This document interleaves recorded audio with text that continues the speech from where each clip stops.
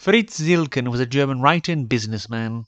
He was born in 1846 in Beul, Lombach, and attended the Oberrealschule in Koln. He took part in the Franco-Prussian War, then became a representative of Franz Claus' Rheinische Gummiwerkfabrik, a factory producing rubber. He was a member of the Literary Society of Koln, and was the father of journalist Henriette Zilcken. He died in Koln in 1917. His first book was his 1885 novellas, and most of his books had names like 2 novellas, 3 novellas, and such.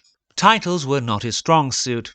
We will review his 1897 Phantastische Geschichten, i.e. fantastic stories. Ave Maria concerns a secretive painter who always hides his newest paintings until the critics can do nothing to change his mind.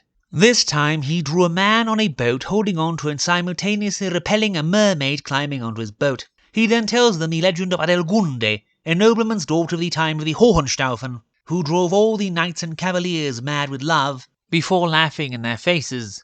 But then a monk was given room at her father's castle, and when she saw him she tried to seduce him. So he threw his cross at her, impaling her through the chest, making the entire castle fall into the sea with everyone in it, and cursing her to be a mermaid dragging people to a watery death until someone should reject her, and only then would she be released. Which seems not only a massive overreaction, but it actively results in the deaths of innocent people for no reason at all.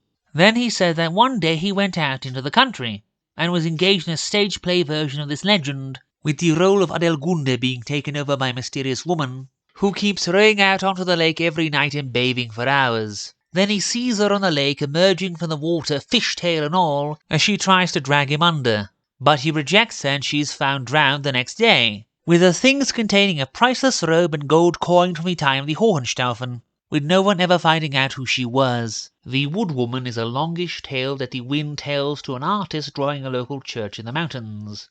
The wind loved a wood sprite, but she was dragged down by a water spirit and died. Then he tells him of how the local miller lost the mill in a game of dice. Centuries later, the miller's descendants became local hangmen and skinners of dead animals, while the stranger's family still holds the mill, except the new miller is a gambler and incompetent. Now their children, Dieter and Roschen, came together and would marry, but the flayer wins the miller's daughter's hand in a game and forces her to marry him. Roschen soon dies, and when Dieter comes back and finds her dead, he hits his father and thinks he killed him, so he kills himself. But his father recovered and only had a scar. Herodes, the best story in the book, concerns the Vicomte Saint-Jean-Baptiste, leaving Paris to take part in a colonial campaign in Dahomey against King Behanzin. He fled Paris because of a painter. He was present at the presentation of the newest painting by a mysterious painter, whom all simply call Herod, due to all his paintings being breathtakingly realistic depictions of biblical scenes connected to the Herodian Kings of Israel. After hearing a discussion on Herod Antipas's exile in modern-day Lyon, where the painter was also supposed to have lived before, and after making a comment about Herod Antipas and his marriage to his brother's wife Herodias, he is invited by the painter to a back alley in Paris to see his studio. There he enters a secret Greco-Roman palace, and sees the painter painting Salome, and then asking the painted Salome the same question the real Herod Antipas asked the real Salome when she asked for the head of John the Baptist. And Salome leans out of her painting and asks for the Vicomte's head. Then he runs away and finds himself in Africa, only to have his head chopped off by the Amazonian warriors of King Behanzin. These stories are good, the last one being especially decadent. It is a shame Zilcken never wrote more like this.